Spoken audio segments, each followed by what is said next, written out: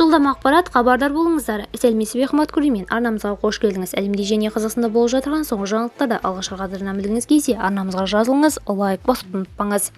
Маусым айында қарбыз жеуге бола ма? Қазақстандық әйел қарбыздың қауіпсіздігіне көз жеткізгісі келіп тексеріс жүргізді. YouTube желісінде жарияланған видеода әйел үй жағдайында өткізген тәжірибесін көрсетті. Ол арнайы нитрат өлшегіш құрылғының көмегімен қарбыздағы зиянды заттарды мөлшерін анықтамақ болған. Оның айтуынша, бұл құрал нитрат пен нитриттің құрамын анықтайды.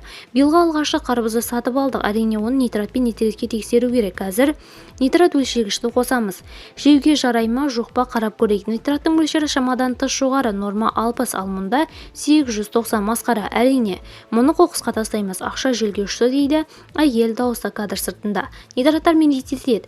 Нитраттар мен нитриттер бұл биоорганикалық химиялық қосылыстар. Яғни азот қышқылы мен азоттық қышқылдың тұздары мен эфирлері. Олар адам ағзасына тағам, су, шырын және сүт арқылы түседі. Ағзадағы ферменттер мен ішек пен ауыз қуысындағы кейбір бактериялардың әсерінен артық нитраттар әлдеқайда оң нитриттерге айналады. Видеомыз кеңінен таралу үшін лайк басып, жақындарыңызға таратуды ұмытпаңыз. Бізді бақылауды жалғастырыңыз.